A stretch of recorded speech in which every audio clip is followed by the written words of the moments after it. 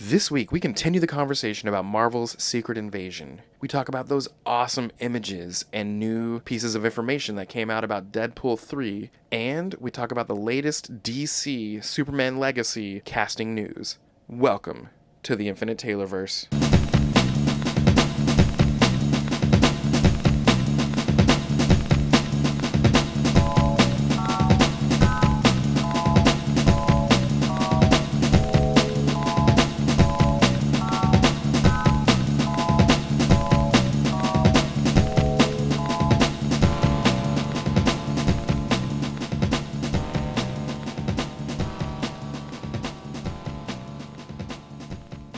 Warning. Red alert. Ay, ay, ay, ay, ay! Danger, Will Robinson. Danger. That's the emergency alert. This episode is full of spoilers for some of the latest and greatest nerdy movies and shows. Spoilers. Listener discretion is advised. What's up, everybody? Welcome to the Infinite Taylorverse podcast. I'm Billy Taylor. And I'm Taylor Oxner. And this week we are back to talk about all the fun and interesting news that's been coming out the past few days in the pop culture universe. But before we jump into that, Taylor, what have you been nerding out about this week, man? I have restarted watching Batman the Animated Series. I've only gotten like 3 episodes in, but man, I forget how good every episode is. It's crazy how good each episode is. It's just nuts. So good. It was way ahead of its time. Yeah, most definitely. It holds up really well too. Yeah.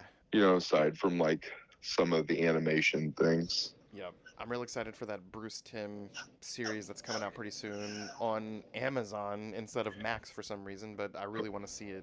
There's a new Bruce Timm series coming out. Yeah, it's the same art style of Batman. I can't think of the title of it, but it's Bruce Timm doing Batman, and because it's not on a children's network, he gets to do what he originally wanted to do in the 90s. That's the way he's been hyping it. Oh, okay. And I'm like, So are we going to see more Harley Quinn and Batman hooking up? I don't know. Everyone that I've read was like, as long as we don't get any of that Batgirl Batman nonsense, we'll be good. Yeah. He has some weird ideas with the relationships on that show. Yeah. Well, let's see. My nerding out, it's maybe a couple things. This last weekend, I know I've mentioned that my dad recently passed away, but one of our big things that we always did together was watch and talk about Star Trek since I was a little kid. And when I was real little, it wasn't really something I was crazy into. In fact, I would, I'd be like, Star Trek. But then the older I got, teenager and a little bit older, I would actually pay attention and realize, dang, this show's really good. So the older I got really into it, and that just kind of became one of our things that we would talk about. And well, this past weekend, Kansas City had this horror convention of all things that I didn't realize was going on, and it was called Kansas City Crypticon, and one of the guests was Doug Jones, who has been a zillion different character monsters and aliens and stuff in all these different movies and TV shows, and one of his more recent characters is Captain Saru on Star Trek Discovery, he's eventually a captain, but that character is one of the main 2 characters of all the 3 or 4 seasons that have been out of that show. And anyway, his character is very, very cool, very poignant, very, I can't think of a good word, humble, respectful, powerful, strong, smart, just a great character. And it's just one character that my dad and I really enjoyed. And when I saw that Doug Jones was going to be at this thing, I'm like, oh, I gotta go. And I was able to tell him about my dad and all this, and he was just such a great guy. He was so friendly, and when I told him, man, I might get emotional, so forgive me, and he literally took my hand and said, oh, please don't apologize for having emotions. And I told him about my dad and just losing him and how much that character meant to us because of how important Star Trek was to us. And he kind of had a tear in his eye too and said, well, I hate the circumstances, but thank you for telling me this story because it just makes all those crazy hours in the makeup chair worth it. And it was just, I don't know, it was a 5-minute experience, and it just was awesome, and I'm glad it got to happen. That's really cool, man. And the other thing I was kind of nerding out about is that I've been watching the Mission Impossible movies, and I don't necessarily want to say I'm nerding out about them because I finished the 3rd one last night, and I finally liked the 3rd one. The 3rd one's with Philip Seymour Hoffman, correct? Yes. Okay, yeah, I really like that one. He's a really good bad guy. Yeah, it was wonderful, and I don't think I would be saying that about the first couple. And they weren't just awful; they were just kind of cheesy and predictable. And I don't think I've seen. I know the second one's like super edgy. Yeah, and my wife was watching with me, and she's like, "Man, they sure do like masks." That's the one where they like take off masks off their face like a ton? All the time so far in the first three, yes. And I said I'm pretty sure that's because of the whole mask trope in the original 60s or 70s TV show. But yeah, they do a lot of masks. Yeah. But we're trying to prepare. We might go do a date night to see the newest one, and we've got about, what, 3 more to watch before we do that. So Are there really that many of those out? yeah, the new one is 7, I think, 6 or 7. Wow, I didn't realize that. I mean, I think the last one I saw was Ghost Protocol. Yep, I think that's 5, I think. Okay. Yeah, they don't have numbers after the third one, don't they? I don't think they do, unless you look at maybe the DVD art or something like that. Yeah. But yeah, as good as the third one was, I'm getting a little hopeful. They didn't come out quickly. There was a huge gap between them. Yeah, each one had about 6 years between each, and some of them maybe even a little bit more, but the graphics and stuff get better. But again, that kind of stuff doesn't make me think the movie's good or bad. But it is visibly noticeable that with each movie, the graphics are way better. Yeah, the quality of film goes up. Yeah. But yeah, so we've been watching those, and I am kind of excited to see the new one. And I don't think I've watched, if there is a 6th one after Ghost Protocol, which I'm pretty sure there is, I haven't watched it. Yeah, so I don't think I've watched the 4th one. Because if Ghost Protocols is number 5, then I totally have not watched the 4th one. Yep. Okay, it looks like 4 is Ghost Protocol, 5 is called Rogue Nation, and 6 is called Fallout. So 7 is the new one about to come out. Okay. Yeah, so many movies. That's nuts. I guess I knew they always came out, but for some reason I thought it was just the same movie. Yeah. I don't know. I don't know. I remember it was a big deal that he got the scale that Dubai Tower, that's considered the biggest building in the world, or at least it was at the time. Yeah. And he does all of his own stunts. Tom Cruise does. I don't know about the newest one, but I know for at least the first 5, almost all the stunts he's done himself. Which is awesome. And I'll bet as a director it's kind of terrifying, because what if your lead gets really hurt? Yeah, I'm sure his insurance is crazy. Yeah. I mean, you have to understand, like, if you look back, how many movies he's put out, like how much money he probably has, it's nuts.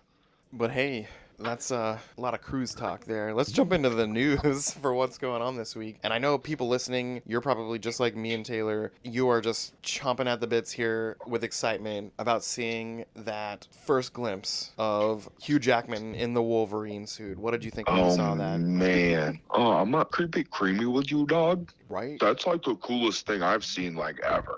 Right? No, I'm not gonna say that my mouth didn't drop wide open and drool literally fell out my face, but I will say that my heart grew 10 sizes that day. Right? I love that in some of the images there was a giant, practical effect, a giant stone 20th Century Fox logo that was smashed to bits. I wonder, because somebody had said they're going to do kind of like based against Deadpool versus the Marvel Universe, or kills the Marvel Universe, I mean. Uh-huh. And I'm wondering if they're repurposing it as Deadpool kills the Fox Universe. Oh, I'll bet they are. And so that's the reason he has to go to a different universe, because he destroyed the first one. That's so funny. And like maybe he carries a couple people with him like they did with the Ultimate Universe. Yep. I don't know, but that's my prediction. And we know that my Marvel predictions on movies tend to be either spot on or completely out of the but mostly I usually get them right. I would say 75 to 80% of the time. Yep. And that's what I think this is. Yep. And a few other things about that particular movie. Ben Affleck has been spotted on set, and Jennifer Garner has been spotted on set, and she has officially been confirmed that she will be returning as Elektra in this movie. But that just leads to major speculation of Ben Affleck showing up as Daredevil. His thing hasn't been confirmed, but he has been spotted on set. Her thing has been confirmed, so that's kind of cool. Yeah, it's really cool. Yeah. They also said it's so it's going to be hilarious. They also said that Elizabeth Olsen will be appearing in Deadpool 3 as a variant of Wanda, and this particular variant is Magneto's daughter, and it'll be the Michael Fassbender Magneto. And it's also been rumored that we're going to see various Illuminati characters from variant universes chasing Wanda. And then this is just speculation that other X-Men characters are going to show up, which 100% makes sense. We got the Channing Tatum Yeah, the Channing Tatum is Gambit. thing as Gambit that they say he's a part of it. Yep. I wonder, like I said, I wonder if they're gonna. And that he was never actually in the universe at all, but it was always that was a movie that was coming out. This is a movie that's coming out. This is a movie, and it just kept on getting pushed back for years. I'm wondering if they're gonna try to get all of those unfinished ideas, at least a glimpse at all of them. I bet they are, and I'm so excited to see it. Yeah. I wonder if, like, what if Channing Tatum becomes, like, the new, what if he's one of the, like, a character they bring over? I don't know. I just was really excited about this movie. Oh, I know. They're all pretty darn entertaining, but this one's going to be goofy, plus, I'm guessing, very important to the future of the MCU. Which is insane to me, Yeah. but I get it. He's a big character, gets him a lot of money. Yep. It's just going to be really weird to see Deadpool in, like, an event movie, like an Avengers movie or something. Right. Like, I mean, it happens in the comics, so, like, it's not unprecedented. It's just, oh, it's so weird. It'll be good for the comic relief, I guess. Definitely. I wonder if, as an actor, if Ryan Reynolds is excited to eventually finally show up in the big MCU movies. Oh, you know he is. Yeah. Yeah, I can guarantee almost anything. He is very excited. Well, hey, the only other Marvel news is this morning we got to watch the 4th episode of Secret Invasion, and as Yes, usual, we did. Yeah, it was good and just kept the story moving, and by the end of it, you're like, no, it can't be over yet. So, Rhodey is definitely a Skrull. Oh yeah, we saw that Skrull taking a shower and get out, and then shapeshift into Rhodey. Yeah, we have another dead character on our hands. Oh, I know, Talos is gone. That was so sad. It's so sad. I feel like every episode we're losing like an important, I don't know, weird side character, B character. I don't know. We keep losing people. I wonder if, just like his daughter wound up being a Super Skrull, which I kind of thought that was going to happen. Didn't know how. What if he's somehow secretly a Super Skrull that we didn't really know about? Oh, I doubt it. Yeah. It sucks, but I doubt it. It would Ben make... Mendelsohn is an actor who does a lot of things. I have a hard time seeing him commit to a Marvel role for a huge amount of time. Yeah. And it made sense that his daughter did it. It kind of wouldn't make sense if he had access to that. Yeah. Also, in the end, are we just going to get one Super Skrull? Because isn't there only technically one? You mean like in the comics? Like, yeah, isn't there the Super Skrull, like the Fantastic Four powered one? Yeah. Or is he the only Super Skrull that has multiple abilities? Maybe that's what it is. Was it just me, or was there a scene where it looked like he did some Groot action?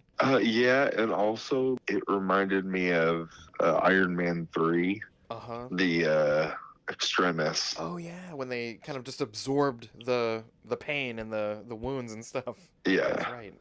By the end of this episode, things have gone to heck, and Nick Fury saved the president, but it'd be kind of crazy if that dude was a Skrull anyway, and this was all like a big farce to get Nick Fury, but who knows?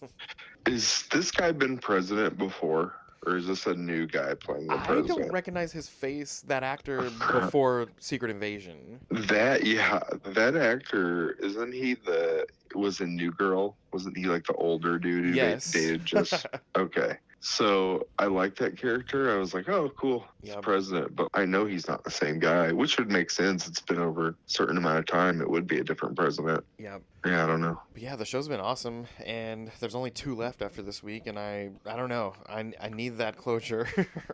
Yeah, I feel like there's way more things we got to do than 2 left, but maybe it's just me. Yeah. Over on DC, there's been a few things. The Flash comes to digital streaming on July 17th, next week. That's fast. Yeah, it is fast. And then anyone out there keeping track of trailers, a brand new Blue Beetle trailer came out this week. It was actually really fun. Yeah, it was cool. I don't want to watch anymore because I feel like they're going to give away the whole movie. It was a really long trailer. I know. And yeah, DC keeps doing the really long trailers and the free pre-screenings to a lot of people, which I feel like is kind of hurting their box office numbers. Yeah. Don't get me wrong, I want more of those, but just not so many for everybody. Yeah, I guess. Yeah. It's Also- just weird because I don't know. I mean, I have faith. Is this the first James Gunn movie? This one counts as the first one in his new DCU, yes. Well, I'm excited. I'm really excited. We'll see how it goes. Yep.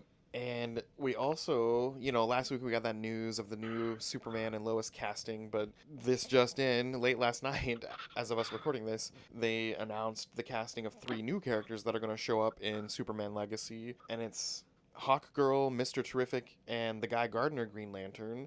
Hawkgirl will be played by Isabella Merced. Mr. Terrific will be played by Edie Gathegi. And Guy Gardner Green Lantern will be played by none other than Nathan Fillion.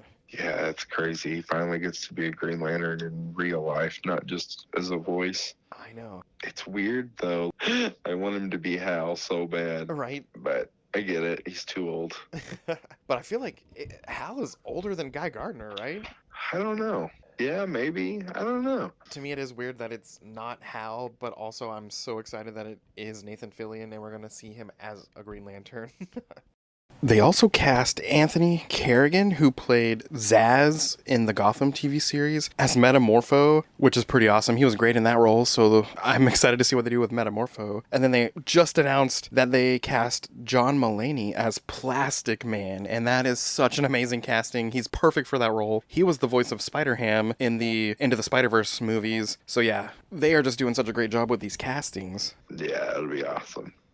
Over with Star Wars, not really new news, but we also got a new Ahsoka trailer this week. It was very long, very full of Easter eggs and stuff for crazy Star Wars fans like me.